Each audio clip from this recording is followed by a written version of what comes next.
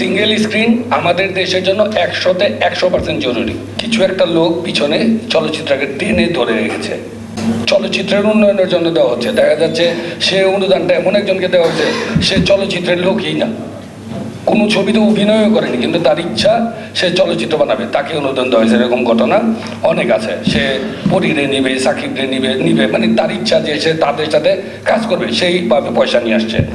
তো এফডিসি, এই যে আমরা বললাম যে একটু আগে যে কিছু একটা লোক পিছনে চলচ্চিত্রকে টেনে ধরে রেখেছে, এটার উদাহরণ হইল যে আমরা সরকারের লোক, সবাই সরকার মানে বাংলাদেশের লোক, বাংলাদেশ সরকার সহযোগিতা করে।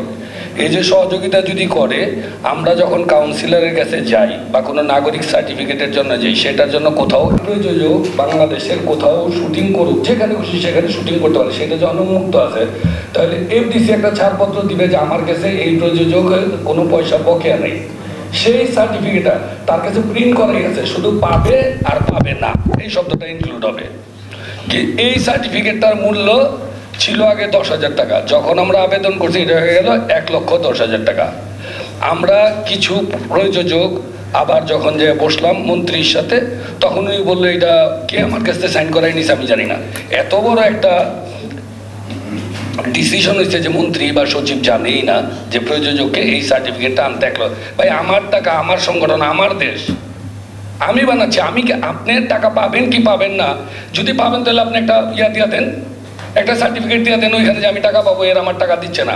কিন্তু আমি টাকা পাবেন কি পাবেন না, এইটার জন্য আমাকে টাকা খরচ করতে হবে কেন?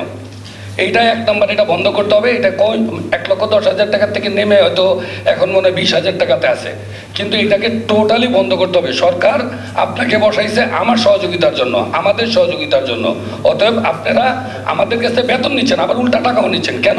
তারপরে আরেকটা জিনিস যেটা ইদানিং অনেকেই এটা নিয়ে সমালোচনা করে, ইউটিউবারদের যেটা আছে, ইউটিউবারদের একেবারে ফেলে না দিয়ে তাদেরকে আমরা বেছে বেছে শিক্ষার মান দেখে তাদেরকে উন্নয়নের চেষ্টা করা যায় কিনা, কারণ এরাও একটা বিরাট অংশ আমি মনে করি। তাদেরকে একেবারে ফেলাই দেওয়া যাবে না। একটা পত্রিকাতে যেভাবে আসে, বাট একটা ইউটিউবারের কন্টেন্ট দেখা গেছে যখন ভাইরাল হয় সেটা মিলিয়নসে চলে যাচ্ছে, তার মানে কি তারা আমাদের প্রচারের একটা অংশ, চলচ্চিত্রের একটা অংশ। অতএব তাদেরকে উচ্চতর শিক্ষার জন্য বা শিক্ষার কোনো ব্যবস্থা করা যায় কিনা, সরকারের অনেক ফান্ড আছে, কারিগরি শিক্ষা, ডেটা এন্ট্রি শিক্ষা, অনেক কিছু আছে, সেইটার কোনো কোটায় যদি এদেরকে লাগানো যায় সেটাও চলচ্চিত্রের অনেক কাজে আসবে। আরও হয়তো অনেক কিছুই ছিল, বাট আমার এইটাই ছিল মূল। যেমন হলগুলির জন্য সরকার একটা বাজেট পাস করছে, একটু আগে জানি কি বলেছে যে এই টাকাটা দিবে, কিন্তু এই পর্যন্ত আমার মনে হয় না যে হল বানানোর জন্য কেউ কোনো পয়সা উঠায় আনতে পারছে। হলগুলি সিঙ্গেল স্ক্রিন আমাদের দেশের জন্য 100-তে 100% জরুরি। সিনেপ্লেক্স একটা শ্রেণীর জন্য, একটা শ্রেণীতে 90% লোক আসে না। অতএব সিঙ্গেল স্ক্রিনের যারা বানাইতে চায় বা রিনোভেশন করতে চায়, সরকার যদি মানে এইটাতে ইনভেস্ট করে, এবং আমার মনে হয় যে আমার টাকা আমি ফেরত দিব, সেটার গ্যারান্টি পাইলে তো যায়। এইটাতে আবার বড় অঙ্কের ইন্টারেস্ট দিবে না, দিচ্ছে না কেন?